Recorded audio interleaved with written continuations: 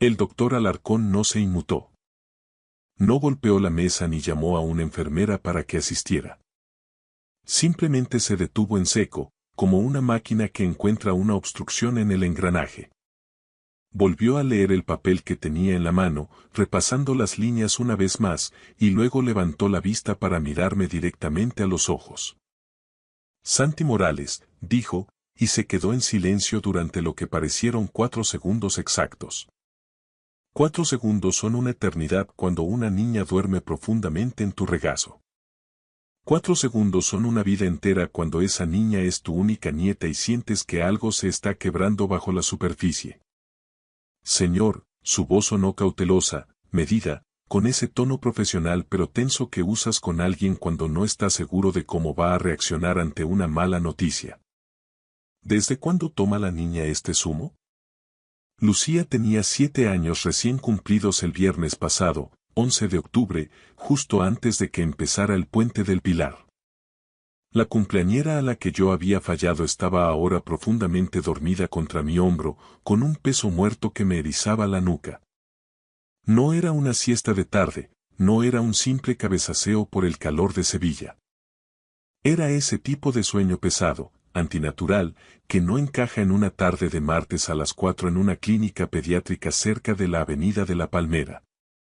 Miré su carita, tan blanca, y luego volví a mirar al doctor con la mandíbula apretada. No lo sé, respondí con una sinceridad que me supo a ceniza. Por eso estamos aquí, doctor. Dígame qué pasa.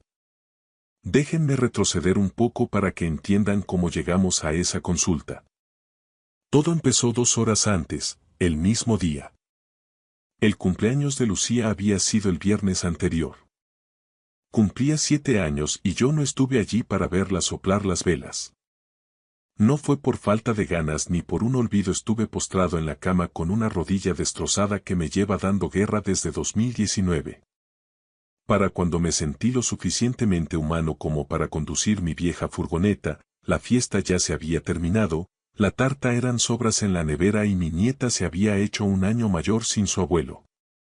Eso me dolió más que cualquier ligamento roto. Me la imaginaba allí, buscando mi cara entre los invitados mientras el mundo celebraba. Así que el martes, 14 de octubre, sobre las 2:15, me puse una camisa limpia, metí la bolsa morada con su regalo en el asiento del copiloto y salí de mi casa en Dos Hermanas. Me planté en la zona de chalets de Montequinto en apenas 10 minutos. Mi plan era de lo más sencillo.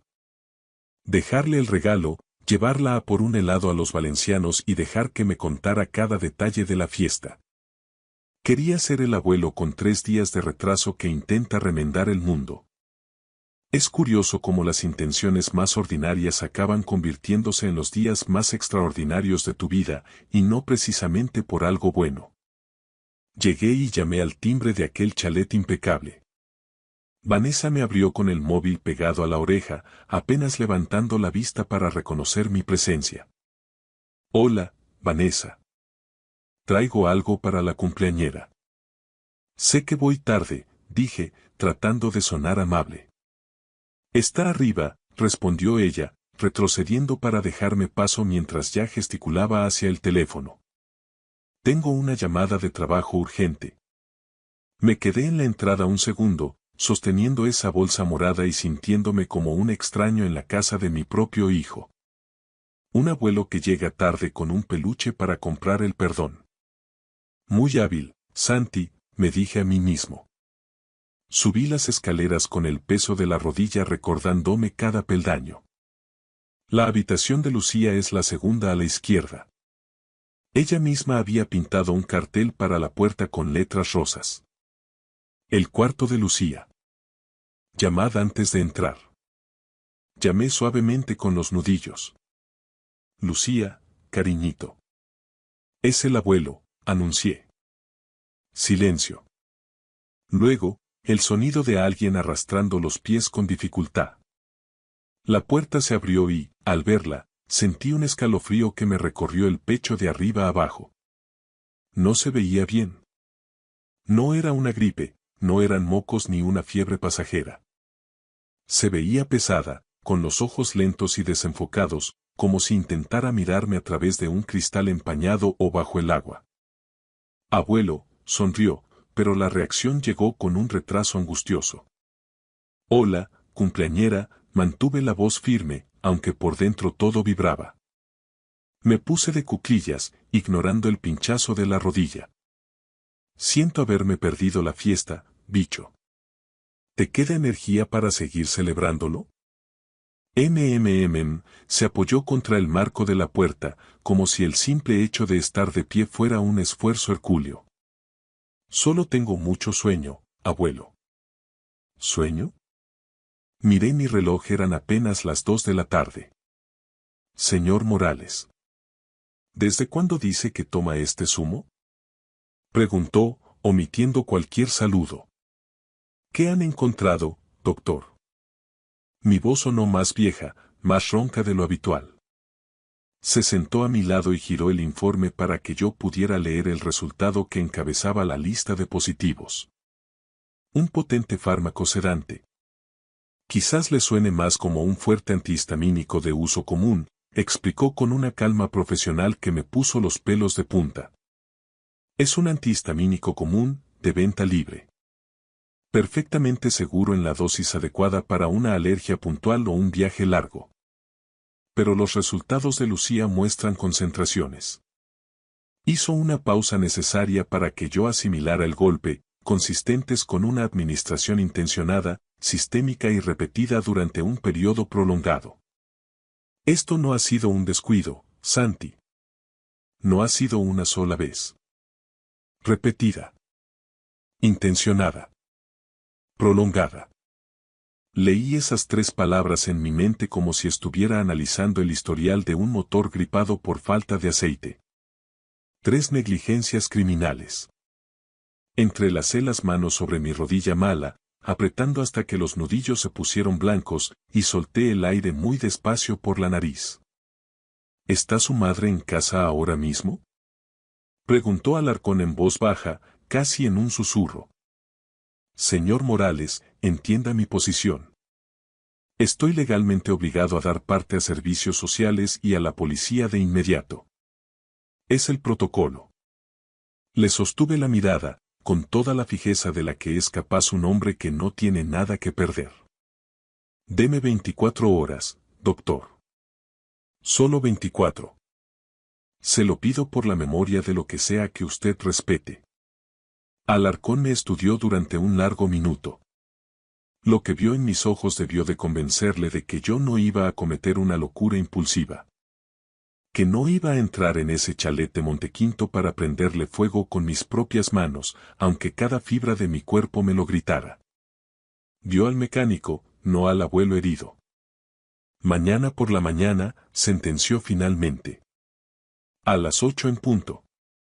Si para entonces no he tenido noticias suyas detallando que el padre está al tanto y tomando medidas, haré la llamada yo mismo. No hay margen de negociación. Entendido. Gracias, doctor. Nos dimos la mano, un apretón seco y breve. Cargué a Lucía en brazos, pesaba más que nunca, y la llevé a la furgoneta.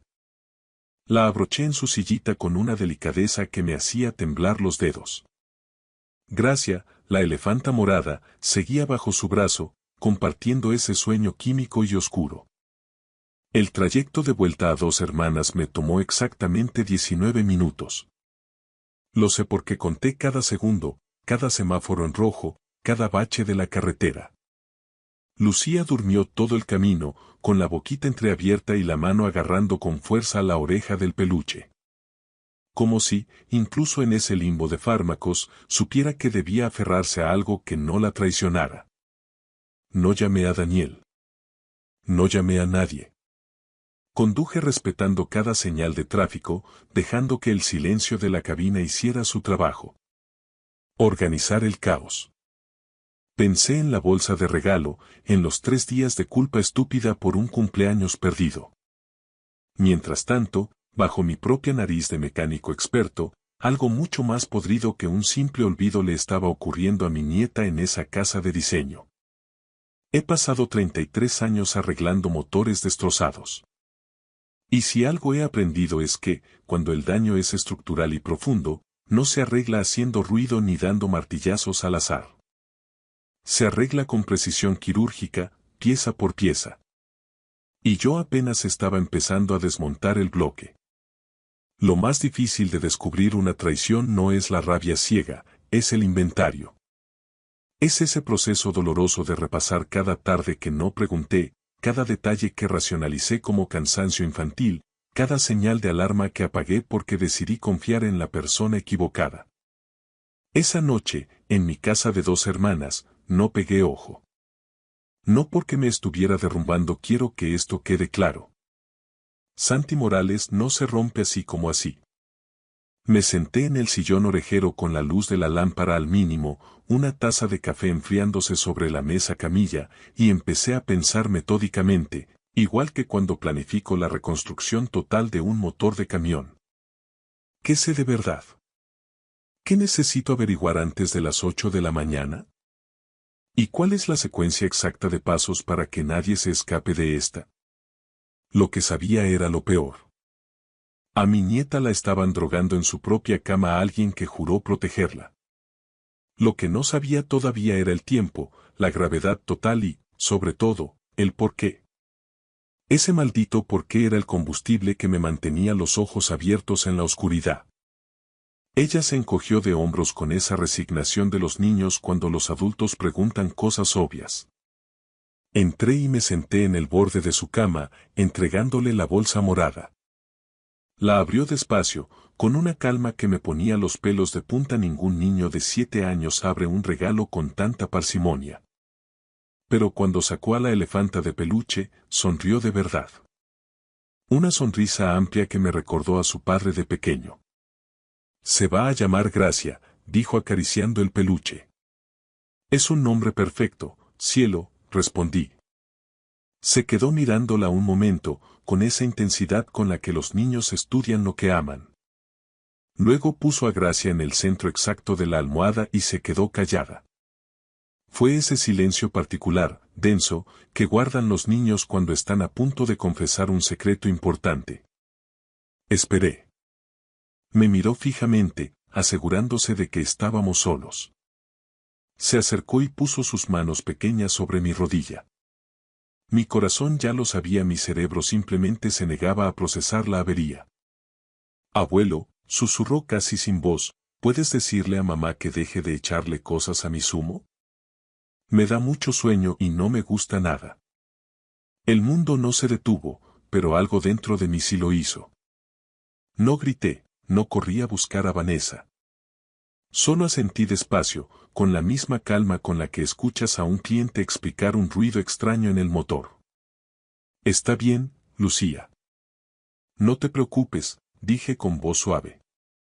Me levanté y le tendí la mano. Vamos a dar un paseo en la furgoneta.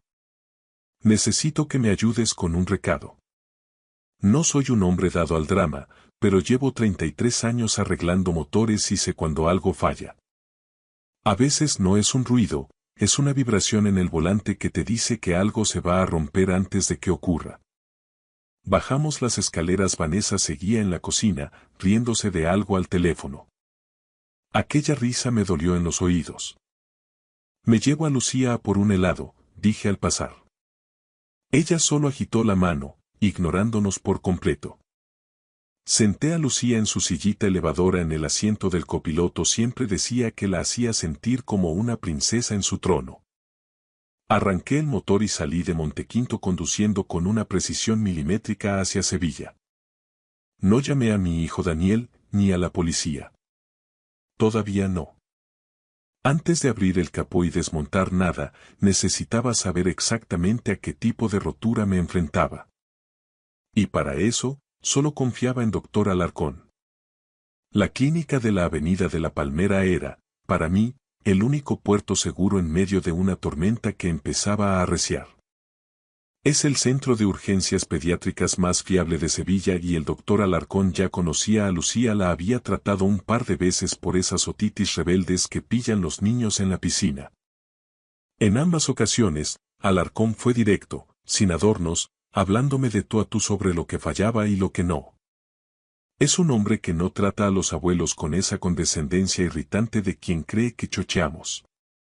Entré en el vestíbulo de mármol y le dije a la chica de recepción, con una calma que me costaba mantener, que era una urgencia. No de las de sangre, sino de las de dentro. Cuando nos hicieron pasar, me senté frente al escritorio de Alarcón y le solté la carga. Le conté exactamente lo que Lucía me había susurrado al oído en su cuarto de Montequinto. Palabra por palabra.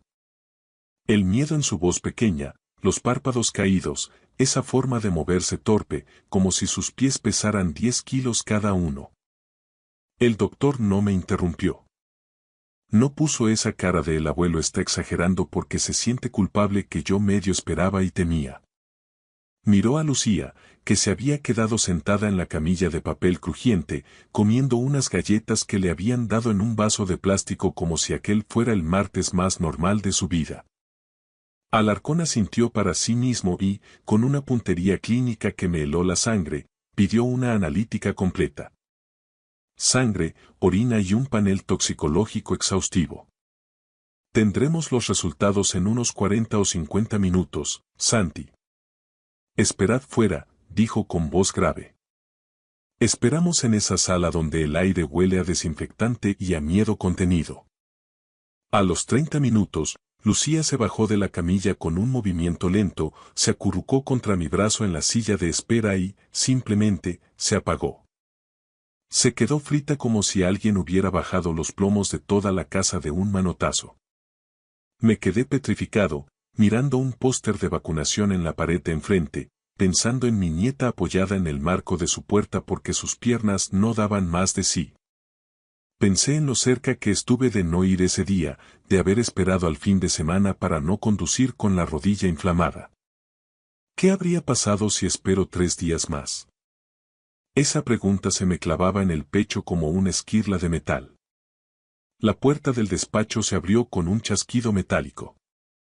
El doctor Alarcón salió con una hoja de resultados que temblaba imperceptiblemente en su mano. Se detuvo frente a mí.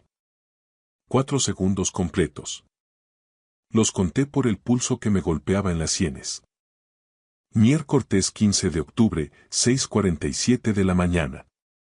El alba empezaba a clarear sobre los tejados de 2 hermanas con un tono grisáceo y sucio. Llamé a Daniel. No lo hice para soltarle todo el lastre de golpe, todavía no.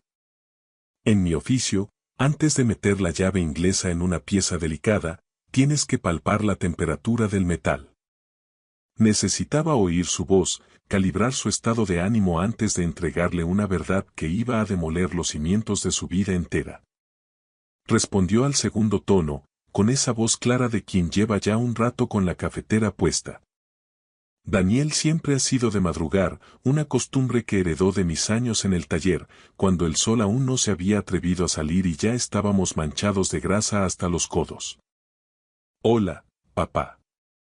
¿Qué pronto llamas? ¿Pasa algo? ¿Estás bien de la rodilla? Preguntó con ese tono de preocupación genuina que siempre me desarma. Todo en orden, hijo. Solo quería saber. ¿Cómo ha estado Lucía estos últimos días? ¿Has notado algo raro en ella, algo que se salga de lo normal? Se hizo un silencio al otro lado del hilo. Una de esas pausas largas que indican que realmente se está parando a procesar la pregunta, buscando en su memoria reciente, no solo respondiendo por compromiso. Pues. Ha estado durmiendo más de la cuenta, la verdad, admitió finalmente. Vanessa dice que es normal, que probablemente sea un estirón de esos que pegan a los 7 años. Dice que el cuerpo le pide descanso para crecer. Hubo otra pausa, esta vez más tensa. ¿Por qué lo preguntas con ese tono, papá? Un estirón. Me obligué a mantener la voz plana, profesional, ocultando el nudo que se me formaba en la garganta. Daniel había mirado a su propia hija a la cara, había visto sus ojos vidriosos y sus movimientos de marioneta cansada, y lo había archivado como un proceso biológico natural porque su mujer se lo había servido así en bandeja. Eso no lo convertía en un mal padre, supongo. Lo convertía en un padre con los ojos vendados por la confianza. Y hay una diferencia abismal entre la maldad y la ceguera, aunque el daño termine siendo el mismo. Tenía que grabarme eso a fuego para no perder los estribos con él. Por nada especial, hijo. Solo que, como me perdí su cumple por estar baldado, no dejo de darle vueltas. Oye, ¿te importaría que se viniera conmigo a 2 hermanas una semana o 2? Tiempo de abuelo y nieta, ya sabes. Me siento como un miserable por no haber estado el viernes y quiero compensarla. Casi pude sentir su sonrisa de alivio a través del móvil. Daniel siempre ha valorado que yo quiera estar presente. Papá, le va a encantar la idea. Deja que lo hable con Vanessa ahora que se está levantando y te digo algo en un rato. Te lo agradezco, Dani. Un abrazo. Colgué y me quedé mirando el teléfono como si fuera un objeto extraño. Un estirón. La explicación de Vanessa era perfecta. Biológica, incuestionable, tranquilizadora. Una mentira diseñada para que un hombre trabajador no hiciera más preguntas. A las 9 en punto, ya estaba sentado en el despacho de Javier Blasco, un abogado de familia de los que ya no quedan en Sevilla. Un hombre de leyes que no desperdicia una coma y que prefiere la eficacia al ruido. Le puse sobre la mesa de caoba todo el arsenal que traía. El informe detallado del doctor Alarcón, el frasco de análisis y las fotos que saqué con el móvil a los resultados toxicológicos. Javier se caló las gafas de ver de cerca y guardó un silencio sepulcral durante 3 minutos que se me hicieron eternos. Cuando levantó la vista, sus ojos eran 2 pozos de gravedad. Santi, ¿eres consciente de la magnitud de lo que tienes aquí entre manos? Me preguntó con voz gélida. Lo soy, Javier. Abandono de familia, peligro para el menor y posiblemente un delito contra la salud pública, dependiendo de cuánto tiempo lleve suministrándole esa porquería y con qué fin, respondí sin pestañear. Se quitó las gafas y empezó a limpiar los cristales con un pañuelo, un gesto mecánico que delataba su propia incomodidad. ¿Quién más está al tanto de esto?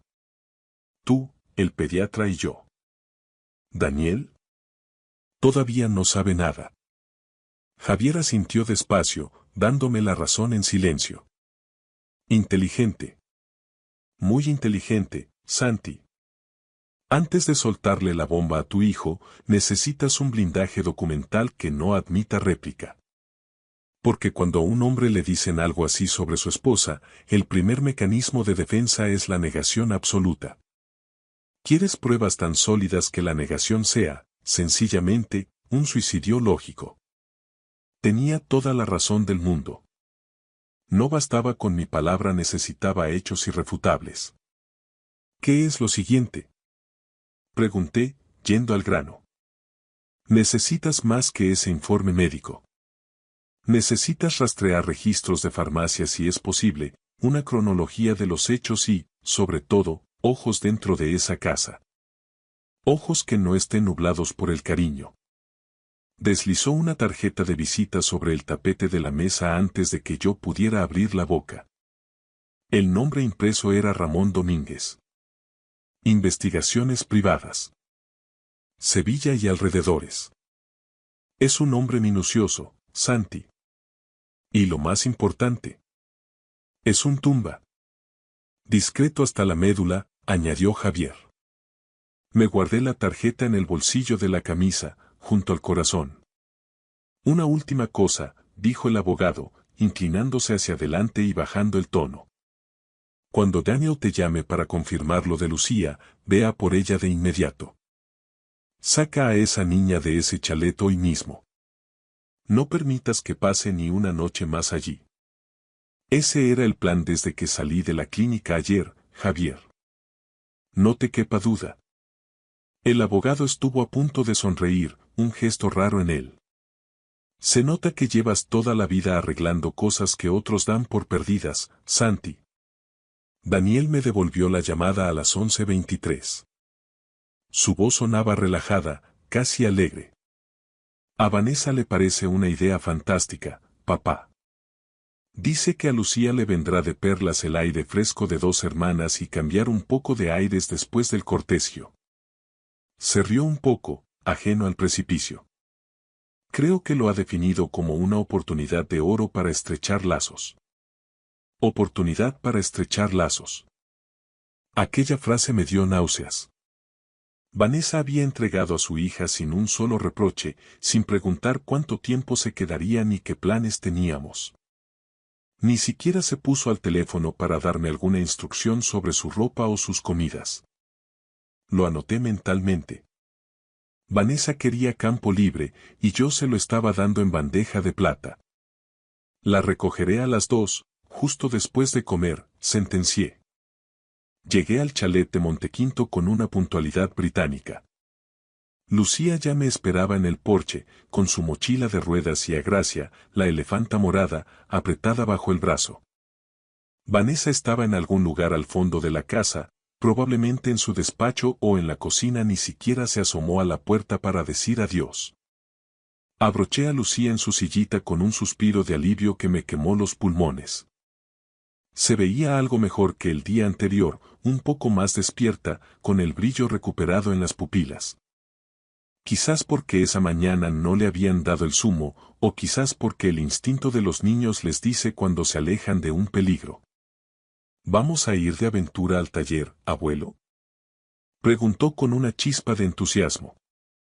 Vamos a ir a la mayor aventura de tu vida, Lucía, respondí mientras arrancaba el motor. Y te prometo que, a partir de ahora, todo va a salir bien. Salí de Montequinto mirando por el retrovisor aquel chalet blanco y aséptico. Por fuera parecía el hogar perfecto, pero yo sabía que dentro los pistones estaban a punto de saltar por los aires.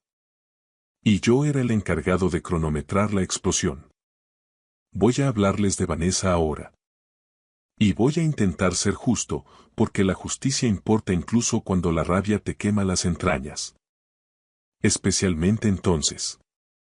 Ella no nació en un nido de algodón, creció en un entorno de esos que te obligan a sacar los colmillos pronto. Madre soltera en un barrio humilde de las afueras, de esos donde el asfalto siempre parece estar caliente. Se había labrado un futuro a base de pura fuerza de voluntad y codos. Tenía un buen puesto, una dirección de prestigio y una imagen impecable que proyectar al mundo.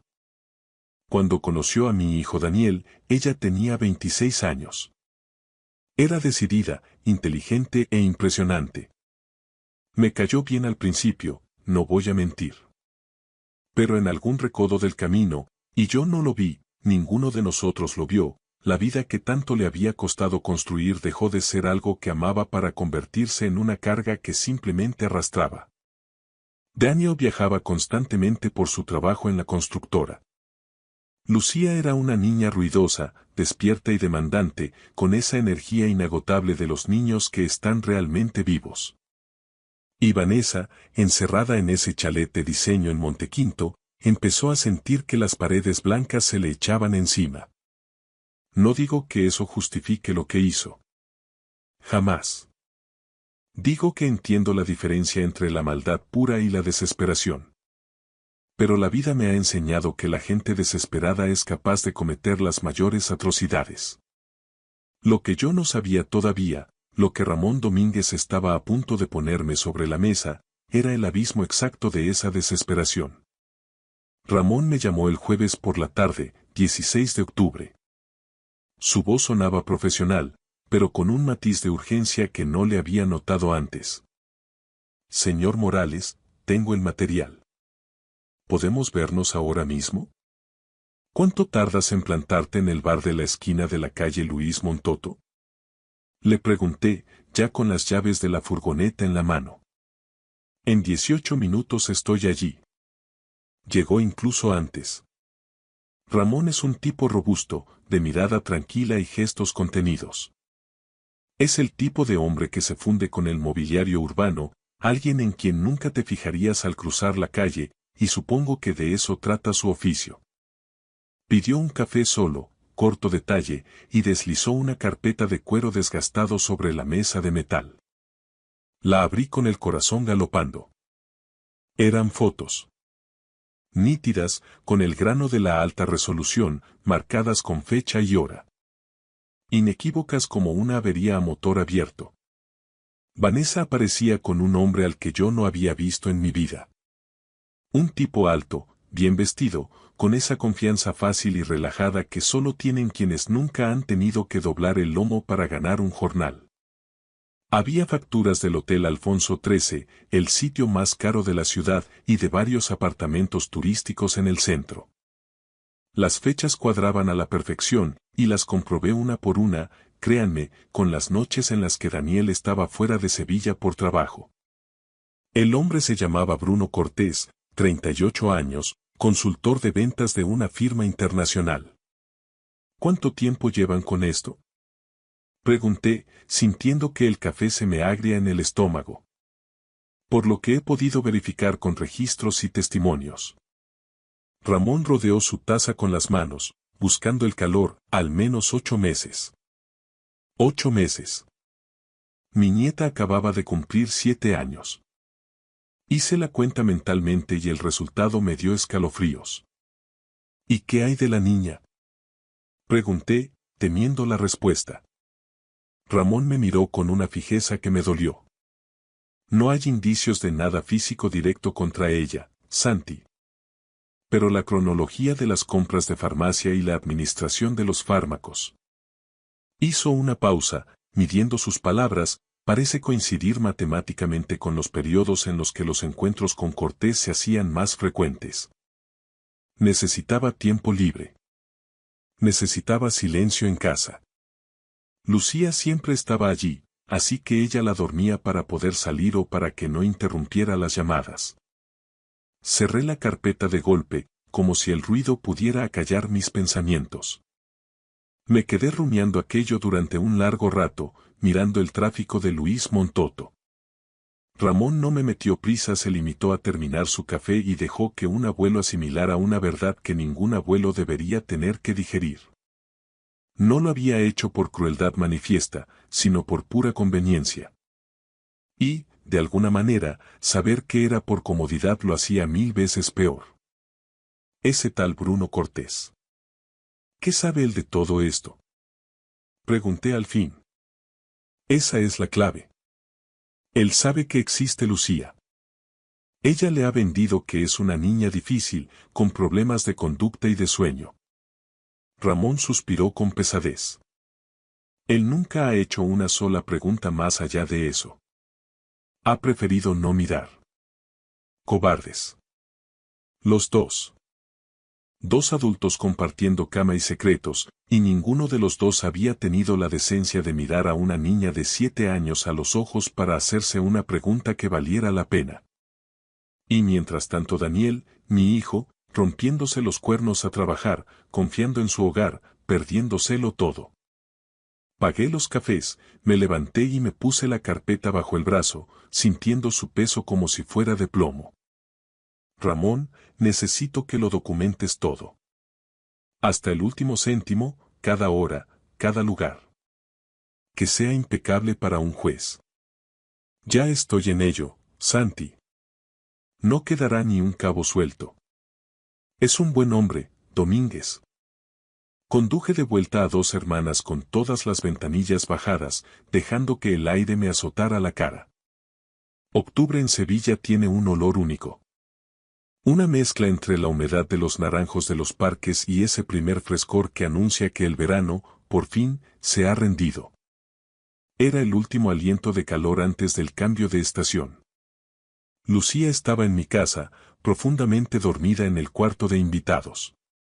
Pero esta vez era un sueño real, natural, el sueño tranquilo de una niña que se sabe a salvo. Gracia, la elefanta morada, descansaba en la almohada junto a ella. Me quedé en el umbral de la puerta, observando el ritmo pausado de su respiración. Luego me fui a la mesa de la cocina y abrí mi cuaderno de notas, el mismo que uso para registrar las piezas de los motores, y empecé a escribir. Fechas, dosis, las observaciones del doctor Alarcón y cada dato que Ramón me acababa de entregar. Lo puse todo en orden, con mi letra de mecánico, clara y directa. Llamé a Javier Blasco y le dejé un mensaje corto. Tenemos el bloque motor listo. Es hora de mover ficha. Luego, con las manos temblando un poco por primera vez en días, marqué el número de mi hijo. No para soltarle la bomba por teléfono, no quería que se estrellara en la carretera. Solo para decirle 4 palabras. Daniel, necesito que vengas. Mañana a primera hora. Es urgente. Daniel apareció en mi casa de 2 hermanas el viernes por la tarde, 17 de octubre, sobre las 6:30. Aparcó en la entrada ese Audi plateado que tanto cuida y caminó hacia la puerta con el aire de un hombre que cree que lo han llamado para una cena familiar improvisada. Relajado, con la chaqueta de lino al brazo y la guardia baja. No tenía ni la más remota idea de que el suelo estaba a punto de desaparecer bajo sus pies. Lucía ya estaba durmiendo en el dormitorio del fondo. Me había asegurado de bañarla y leerle un cuento antes para que cayera en un sueño profundo y natural. Lo que iba a pasar en la mesa de mi cocina no era para oídos de una niña de 7 años. Ni esa noche, ni nunca, si yo podía evitarlo. Había preparado un guiso de carne con patatas, de esos que se hacen a fuego lento y que le sirvo a Daniel cada vez que la vida le da un revés. Se lo hice cuando suspendió aquellos exámenes en la facultad, cuando su primer negocio de construcción se hundió a los 29.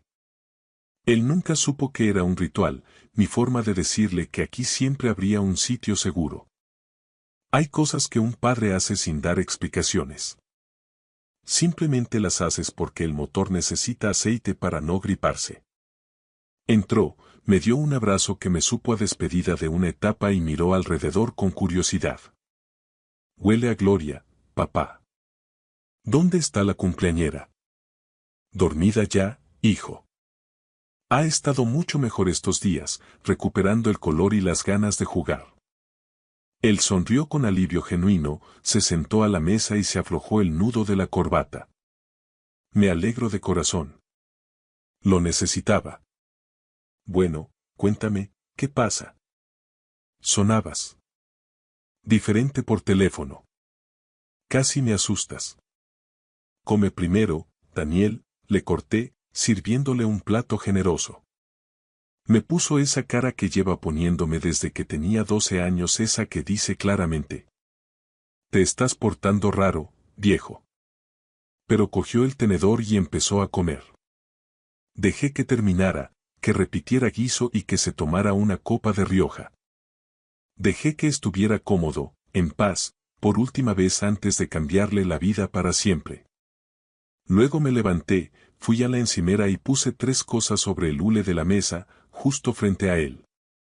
El informe clínico del doctor Alarcón, los registros de farmacia que Javier Blasco me había ayudado a rastrear y la carpeta de cuero de Ramón Domínguez. Me volví a sentar y no dije ni una palabra. Deja que las pruebas hablen por ti, Santi, me repetí. Tú le enseñaste que los hechos no tienen sentimientos. Daniel me miró a mí y luego a los papeles con una sombra de sospecha. Cogió el informe médico primero, despacio, de la forma en que un artificiero toca un cable desconocido. Lo leyó. Observé su cara centímetro a centímetro. No explotó, no gritó, no se desmoronó. Simplemente se quedó petrificado, como la superficie de un estanque justo antes de que una piedra rompa el cristal del agua. Lo dejó sobre la mesa, cogió los registros de farmacia, los repasó y los soltó como si quemaran. Luego abrió la carpeta de Ramón. Las fotos de Vanessa con Bruno Cortés en el Alfonso XIII estaban arriba del todo. Las cerró en seco después de ver las 2 primeras. La cocina se quedó en un silencio tan denso que podía oír el zumbido del frigorífico y el tic-tac del reloj de pared. Entonces Daniel se levantó con una lentitud casi dolorosa, muy controlado, y dijo con voz hueca: perdóname un minuto, papá. Caminó por el pasillo hasta el baño y cerró la puerta. Me quedé en la mesa, esperando en la penumbra. Tómate tu tiempo, hijo. Todo el que necesites para encajar las piezas. Estuvo allí dentro mucho tiempo. Lo suficiente para que yo me rellenara el vaso con manos temblorosas.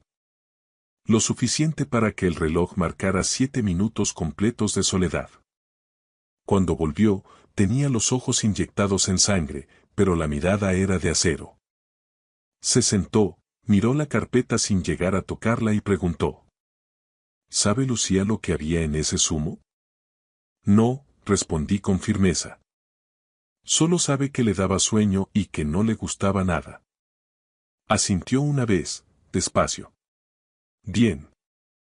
Vi cómo su mandíbula se tensaba hasta parecer granito. No necesita saber nada más que eso. Por ahora y por siempre. Y ahí mismo, en ese preciso instante, vi a mi hijo con una claridad meridiana.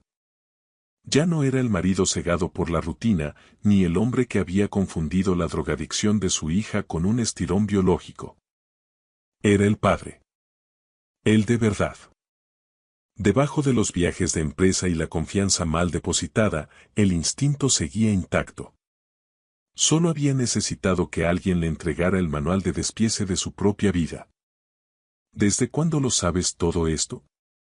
Preguntó sin mirarme. Desde el martes, Daniel. Levantó la vista, sorprendido. Has estado guardando este veneno desde el martes tú solo. Necesitaba que el diagnóstico fuera impecable antes de traértelo. No quería darte sospechas, quería darte verdades de las que no pudieras convencerte de que eran un error. Se quedó callado. Y entonces soltó un suspiro corto y seco, una especie de risa amarga que no tenía nada de gracia. Has reconstruido el motor entero antes de enseñarme el fallo de la biela, ¿verdad? Costumbre de viejo mecánico, hijo, dije con tristeza. Miró la carpeta una última vez, la apartó y sacó su móvil del bolsillo con una determinación que me dio escalofríos. Dame el número de Javier Blasco. Ahora mismo. Ese era mi hijo.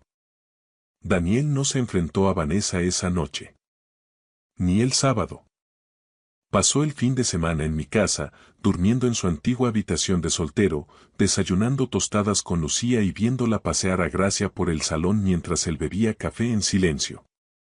Simplemente la observaba, como si estuviera memorizando cada rasgo de su hija, guardando fuerzas para lo que venía. El domingo volvió a Montequinto solo. Había hablado con el abogado 2 veces, movió el dinero a una cuenta protegida el sábado por la mañana y fotografió cada documento relevante en el despacho de la casa.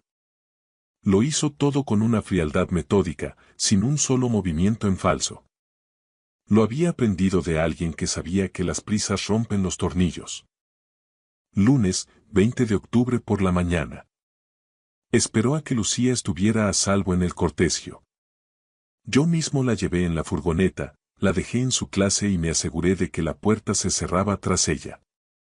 Y entonces, Daniel entró en esa cocina de diseño en Montequinto y se sentó frente a Vanessa, en la misma mesa que ella solía fotografiar para Instagram con frases sobre la felicidad de los domingos. Esa mesa con la luz perfecta y las tazas colocadas con escuadra y cartabón. Me lo contó todo esa tarde, sentado en mi porche, y se lo cuento a ustedes de la misma forma. Ella estaba con el portátil cuando él entró. Levantó la vista y le dedicó una sonrisa de manual. Un lunes cualquiera. Él se sentó frente a ella y, sin decir palabra, deslizó el informe médico por el cristal de la mesa. Ella lo miró a él, y Daniel vio cómo su máscara de perfección se disolvía en tiempo real, como plástico al fuego. Ella empezó a hablar inmediatamente. Ese fue su gran error. Fue directa a las justificaciones en lugar de preguntar qué sabía él. Daniel, puedo explicarlo. Lucía tenía problemas para dormir, estaba muy nerviosa y yo solo quería que descansara. Él dejó que el silencio se instalara entre los dos durante 10 segundos agónicos. Luego metió la mano en la carpeta y puso los registros de farmacia sobre la mesa. Y después, las fotos de ella con Bruno. Vanessa miró las fotos y se quedó completamente petrificada, como si se hubiera convertido en piedra. Confié en ti, dijo Daniel. Su voz nunca subió de tono, ni una sola vez era la calma de quien ya ha tomado una decisión definitiva. Te confié a mi hija, mi casa y mi nombre. Se levantó de la silla. Has usado las tres cosas como si fueran basura. Daniel, por favor. Lucía también es mi hija. La quiero. Yo nunca quise hacerle daño. La drogaste, repitió él, firme como una sentencia. Durante meses. Solo para tener el camino libre con él. Cogió las llaves de la encimera. Cualquier historia que necesites contarte a ti misma para poder dormir a partir de ahora es tu carga, Vanessa. Ya no es la mía. Caminó hacia la puerta sin mirar atrás. Ella, con la voz rota, le gritó. ¿Me la vas a quitar? ¿Vas a quitarme a mi hija? Daniel se detuvo en el umbral y se giró una última vez, con una mirada que ella no olvidaría jamás. Eso ya lo has hecho tú solita, Vanessa, dijo. Yo solo voy a proteger lo que queda de ella. Y se marchó, cerrando la puerta de aquel chalet perfecto para siempre. El motor estaba arreglado, pero el coche ya nunca volvería a ser el mismo. Gracias por escuchar la historia hasta el final. Dale like y deja un comentario. Suscríbete al canal y activa la campana para no perderte la próxima historia. Les deseo todo lo mejor.